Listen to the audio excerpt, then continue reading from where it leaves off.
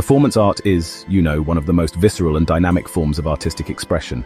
It transcends canvas, sculpture, or film, relying instead on the body, time, and space as mediums. Often ephemeral, performance art is as much about the experience as it is about the message. Unlike theatre or dance, performance art blurs the boundaries between artist and audience. There's rarely a script, and improvisation is often key. The performance can be planned or spontaneous, symbolic or literal. Performance art gained international recognition in the 1960s and 1970s. It was used as a tool for rebellion, social commentary, and pushing the limits of the human form. Artists wanted to challenge the conventional definitions of art. One of the earliest pioneers of performance art was Yoko Ono, with her iconic piece Cut Piece.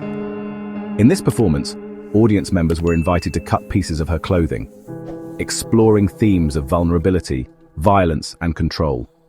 It was both provocative and poetic. Another major figure is Marina Abramović, who's often called the grandmother of performance art.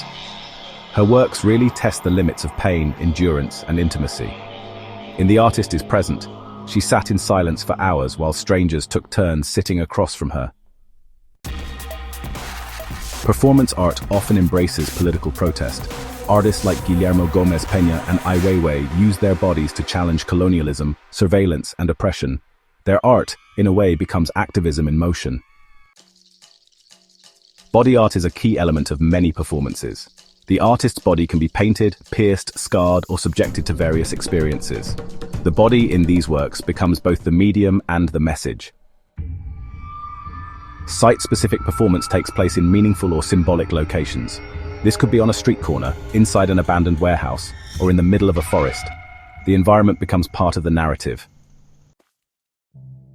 Durational performances stretch over hours, days, or even weeks. These works explore time as a material, testing the artist's endurance and the viewer's patience. They often raise questions about attention and presence. Performance art does not require a stage or spotlight. It can happen anywhere, in subways, elevators, rooftops, or city plazas. The randomness of the location adds to the tension and engagement. Some performances are interactive, inviting the audience to participate or even intervene. This kind of breaks the traditional separation between performer and viewer. It also places responsibility on the audience to shape the meaning. Humor and absurdity are, quite often, used to disarm or challenge expectations. Artists may perform nonsensical acts to reveal hidden truths about power, routine, or human behavior. What seems funny at first can honestly turn deeply unsettling. Performance and ritual are often intertwined. Many performances draw from spiritual practices, indigenous ceremonies, or sacred acts. These pieces, in a way, resonate with cultural memory and ancestral wisdom. So, feminist performance art emerged as a vital movement in the 1970s. Artists like Carolee Schneemann and Ana Mendieta, really challenged patriarchal norms and reclaimed the female body as a source of power. Their performances were raw, sensual, and honestly unapologetic. Queer performance art continues to challenge gender norms and celebrate diverse identities. These performances can be playful, provocative, or at times deeply personal. They create visibility and foster acceptance. Technology and media have expanded performance art into the digital realm. Artists now perform via live stream, virtual reality, or even holographic installations. The screen, in a way, becomes another space for presence and transformation. Performance art is also a form of healing and catharsis. Artists confront personal trauma, grief, or memory through embodied rituals. The performance becomes a shared space for release and empathy. In academic settings, performance art is studied alongside sociology, psychology, and philosophy. It's not just art, it's a method of inquiry. It forces questions about identity, ethics, and perception. Sound and silence play powerful roles in performance art. A whisper can be as impactful as a scream. The absence of sound can generate discomfort, focus, or reflection.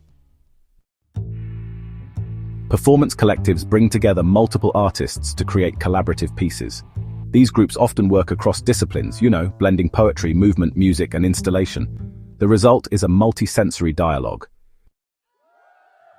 Not all performance art is confrontational. Some pieces are quiet and meditative. An artist slowly folding paper or walking in circles can be a poetic reflection on time. Slowness itself becomes revolutionary. Performance art often lives on only through documentation. Photos, videos, and written reflections help preserve these fleeting moments. However, the true essence is always tied to the live experience. In some cases, legal and ethical questions arise. Performances that involve nudity, risk, or audience interaction must navigate boundaries carefully. Consent and safety become artistic concerns. Today, performance art continues to evolve. It adapts to climate change, artificial intelligence, and global migration. New artists use the format to respond to a rapidly shifting world. Performance art is about presence, risk, and meaning. It invites us to slow down, witness, and feel. In a world of distraction, it insists that we look closely, at each other, at ourselves, and at what it means to be alive.